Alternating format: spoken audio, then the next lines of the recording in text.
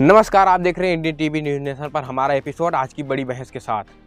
आज की यह बहस सिर्फ एक बहस नहीं है। आज हम बात करने वाले हैं 3 ऐसे मुद्दों की जो भारत के भविष्य को तय करते हैं। पहला मुद्दा दिल्ली में रूस के राष्ट्रपति व्लादिमीर पुतिन का आना, क्योंकि यूक्रेन युद्ध के बाद पहली बार पुतिन भारत आए हैं। S-400 परमाणु ऊर्जा सुखोई 57, लेकिन सवाल यह है कि क्या अमेरिका के दबाव में भारत अपनी स्वतंत्र विदेश नीति को बचा पाएगा। वहीं दूसरा मुद्दा एयर इंडिया की एक शर्मनाक लापरवाही का है। बिना एयरवर्थीनेस सर्टिफिकेट के एक विमान 8 बार उड़ाया गया, सैकड़ों यात्रियों की जान खतरे में डाली गई। DGCA की जांच शुरू हो चुकी है, लेकिन सवाल यह है कि क्या टाटा समूह के पास आने के बाद भी एयर इंडिया में कोई सुधार नहीं हुआ।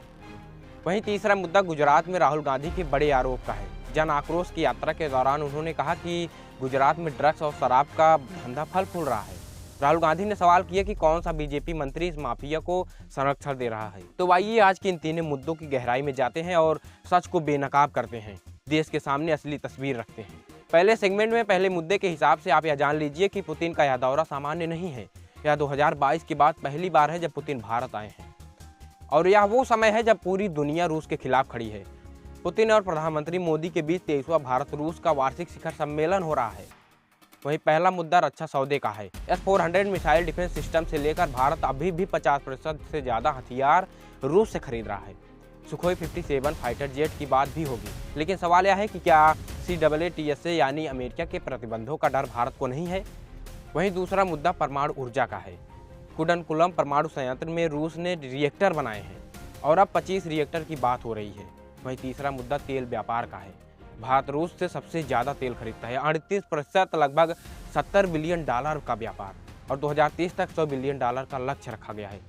लेकिन असली सवाल खड़ा होता है कि अमेरिका दबाव बढ़ा रहा है। डोनाल्ड ट्रंप ने साफ कह दिया है कि भारत रूस से तेल खरीदकर पुतिन की युद्ध मशीन को फंड कर रहा है। यूरोपीय संघ ने भारतीय कंपनियों पर प्रतिबंध लगाए हैं। तो क्या भारत अपनी स्वतंत्र विदेश नीति को बढ़ा पाएगा? क्या हम अमेरिका के दबाव में झुकेंगे या फिर वही करेंगे जो भारत के हित में है? यह सवाल सिर्फ पुतिन की यात्रा का नहीं है, यह सवाल भारत की सामरिक स्वायत्तता का है। अब हम बात करेंगे दूसरे मुद्दे के तहत एयर इंडिया की शर्मनाक लापरवाही की, क्योंकि 24-25 नवंबर को एक एयरबस 320 बिना वैध एयरवर्दीनेस सर्टिफिकेट के 8 बार उड़ाया गया। 8 बार। क्या होता है एयरवर्दीनेस सर्टिफिकेट? सबसे पहले यह जान लेते हैं। देखिए, यह एक सर्टिफिकेट होता है जो DGCA देता है।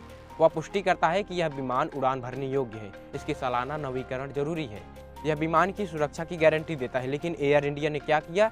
बिना इस सर्टिफिकेट के 164 सीटों वाले विमान को 8 बार उड़ाया, सैकड़ों यात्रियों की जान खतरे में डाली। 2 दिन तक किसी को पता नहीं चला। फिर एक इंजीनियर ने रूटीन चेक में इसे पकड़ा और तब जाकर विमान को ग्राउंड पर किया गया। लेकिन अब देखिए कि एयर इंडिया का जवाब क्या है। एयर इंडिया ने कहा कि यह घटना खेदजनक है। खेदजनक, सिर्फ खेदजनक। सैकड़ों लोगों की जान खतरे में थी और ये कह रहे हैं कि खेदजनक। लेकिन हाँ, एयर इंडिया ने सभी संबंधित कर्मचारियों को निलंबित कर दिया है। DGCA ने जांच शुरू कर दी है। यह लेवल 1 का उल्लंघन हो सकता है, DGCA की सबसे गंभीर श्रेणी का। लेकिन सवाल यह है कि टाटा समूह ने एयर इंडिया को खरीदा था, बड़े बड़े वादे किए थे, सिंगापुर एयरलाइंस से विशेषज्ञ लाए थे, लेकिन क्या बदला? कुछ भी नहीं। यह पहली बार नहीं है, पहले भी ऐसे मामले सामने आए हैं। लाइफ लिमिट से ज़्यादा इस्तेमाल हुए पुर्जों का मामला, इंजीनियरिंग क्वालिटी के मुखिया को निलंबित किया गया था। तो क्या एयर इंडिया का सिस्टम फेल हो चुका है? क्या सेफ्टी प्रोटोकॉल सिर्फ कागजों पर है? और सबसे बड़ा सवाल कि अगले हादसे का इंतजार कब तक करेंगे हम? और अब तीसरा मुद्दा राहुल गांधी की जन आक्रोश यात्रा का है। गुजरात में राहुल गांधी ने बड़े आरोप लगाए हैं। उन्होंने कहा कि गुजरात में ड्रग्स और अवैध शराब का धंधा फल फूल रहा है, युवाओं का भविष्य अंधकार में जा रहा है, अपराधियों को संरक्षण मिल रहा है। राहुल गांधी का सवाल कि कौन सा बीजेपी मंत्री इन माफियाओं को संरक्षण दे रहा है। लेकिन देखिए, आरोप गंभीर है। राहुल गांधी ने कहा कि महिलाएं उनके पास आकर कह रही हैं कि उनके बच्चे ड्रग्स के शिकार हो रहे हैं, अपराध बढ़ रहा है, असुरक्षा की भावना बढ़ रही है। उन्होंने यह भी कहा कि गुजरात महात्मा गांधी और सरदार पटेल की भूमि है, लेकिन पिछले कुछ सालों से यहाँ युवाओं को ड्रग्स और अपराध की दुनिया में ढकेला जा रहा है। लेकिन जरा रुकिए एक सेकेंड। राहुल गांधी ने कोई नाम नहीं लिया, किसी मंत्री का नाम नहीं लिया, कोई सबूत नहीं दिया, कोई दस्तावेज नहीं दिया। उन्होंने कुछ भी नहीं दिया। उनकी तरफ से सिर्फ एक आरोप है, एक सवाल है और एक राजनीतिक यात्रा है। हाँ, ड्रग्स की समस्याएं गंभीर है पूरे देश में, गुजरात में भी गंभीर है। मुद्रापोर्ट में ड्रग्स पकड़े गए, यह सच है, लेकिन राजनीतिक आरोपों से समस्या का समाधान नहीं होगा। अगर सबूत है तो CBI में शिकायत दर्ज कराइए, अदालतों में जाइए, और अगर सबूत नहीं है तो यह सिर्फ एक राजनीतिक नाटक है। राहुल गांधी ने यह भी कहा कि बाढ़ से किसानों की फसलें बर्बाद हुई हैं, लेकिन राहत नहीं मिल रही है उन्हें। जब मोदी जी गुजरात में मुख्यमंत्री थे तब राहत पैकेज की बातें होती रहती थी। आज डबल इंजन सरकार है, वे प्रधानमंत्री हैं, फिर भी न राहत न सहानुभूति। देखिए, राजनीति में आरोप प्रत्यारोप चलते रहते हैं, लेकिन जनता को जवाब चाहिए, जनता को समाधान चाहिए। गुजरात सरकार को जवाब देना होगा, ड्रग्स के खिलाफ सख्त कार्रवाई करनी होगी, किसानों को राहत देनी होगी और राहुल गांधी को भी यह समझना चाहिए कि अगर आरोप लगाते हैं तो सबूत भी देना चाहिए।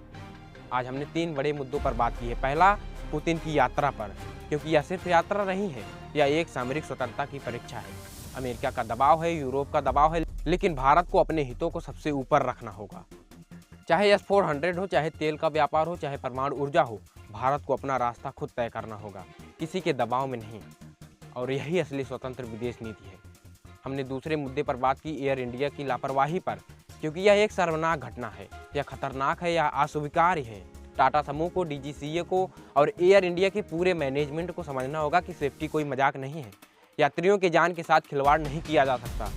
इसके खिलाफ सख्त कार्रवाई होनी चाहिए, सिस्टम में सुधार होना चाहिए, ऐसी लापरवाही दोबारा नहीं होनी चाहिए। वहीं तीसरे मुद्दे में राहुल गांधी के आरोपों और प्रत्यारोपों पर भी हमने बात की है, क्योंकि देखिए, गुजरात में समस्याएं हो सकती हैं, ड्रग्स, शराब, किसानों की परेशानियां, ये सब मुद्दे हैं, लेकिन राजनीतिक आरोप में और असल समाधान में फ़र्क है। अगर आरोप लगाते हैं तो सबूत भी लाइए, अगर कोई मंत्री दोषी है तो उसका नाम भी बताइए। और अब गुजरात की सरकार को भी इन मुद्दों पर गंभीरता से काम करना होगा, जनता के सवालों का जवाब देना होगा, क्योंकि आज हमारा देश भारत एक बड़ी मोड़ पर खड़ा है।